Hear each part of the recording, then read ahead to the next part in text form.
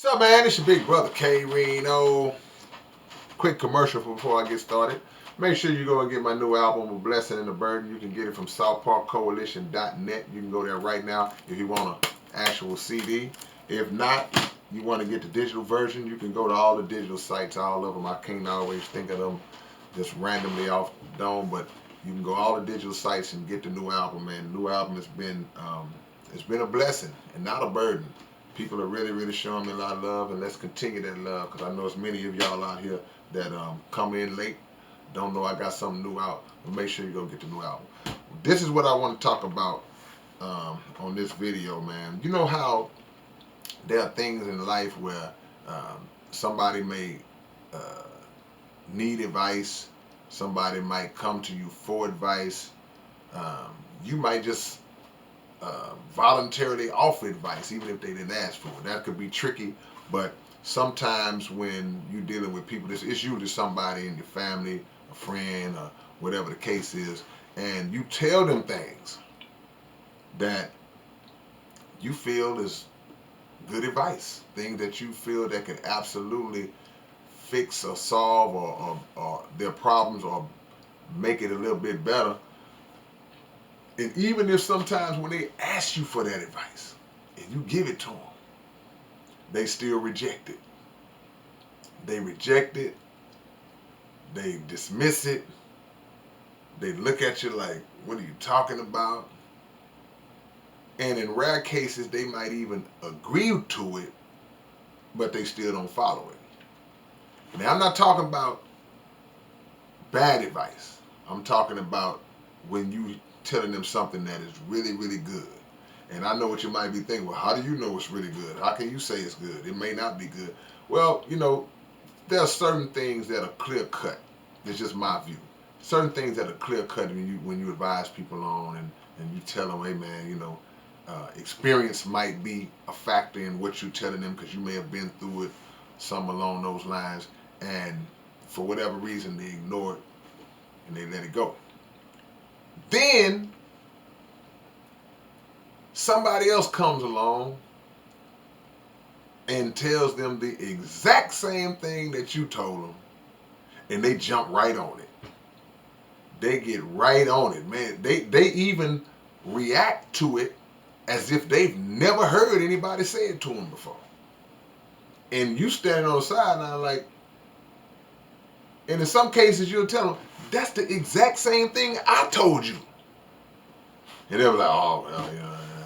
So we sit and we wonder, well, what is the psychology behind that? What makes people do that? And there's a saying that goes, familiarity breeds contempt.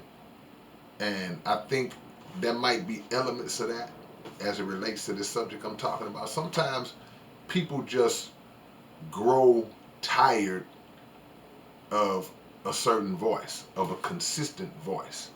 People just grow tired. It's like, man, I've been here. Man, my daddy been telling me this for years. My mama been saying this for years. Man, my cousin, my brother, whoever it is, you get weary of hearing that person's voice. So you tune out the things that they are telling you, even when it's good. And that's a mistake that we make, because if you disagree with what they say in terms of the advice, then that means you're going to disagree with it regardless of who says it. When somebody else comes along and says it. Now, I'll throw in one part to that, though, in defense of the person who does that. Sometimes other people have the ability to say the exact same thing, to say the same thing that somebody told you that you rejected, but they're able to say it in a way that you receive it better. See?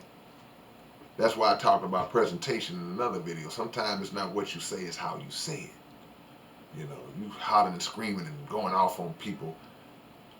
Doesn't matter how true your words are, people are automatically going to tune you out or become defensive because they feel like you're disrespecting them in the manner in which you're saying it. But even if you haven't been disrespectful, you may say it in the most calm, collected way. We got to factor in that sometimes other people are able to strike the chord in a different way. They may have said it in a way that made them go, I didn't look at it like that. That's the alternative to what I just said. The part about just sometimes they just don't want to hear from you. And then some people are just oblivious because they'll come back to you and tell you, man, you know that problem I was having, man, I talked to Ralph, man, and Ralph told me the such and such, man, and I did it, man, and it worked. And you sitting there like, I told you the same thing. That's exactly what I said. So what we have to do when that happens, the first thing we have to do is take out the emotion side of it and focus on, did your friend or your loved one's problem get solved? And if it got solved, don't be in your ego to feel like, well, they didn't take my advice, they took it from somebody else. If you care about that person, just be glad that the problem got fixed. Because we've all been all three of those parts. We've been the one who ignored the advice and took it from somebody else. We've been the one who gave the advice and got ignored. And we've been the one who gave the different perspective to somebody else. So we've all been on every side of it. Don't get emotional. Just say, you know what? Okay, so did it work? Okay, well, thank God, man. I'm happy for you. I'm glad it worked. You might feel some kind of way, but be glad it worked. You know, be glad it worked. All right, man, it's your big brother K-Rino. Y'all leave y'all comments below on this topic. And again, go get the new album. I'm going to push this album until the wheels fall off. And it ain't got no wheels. But all right, man, I'll catch y'all later. Peace.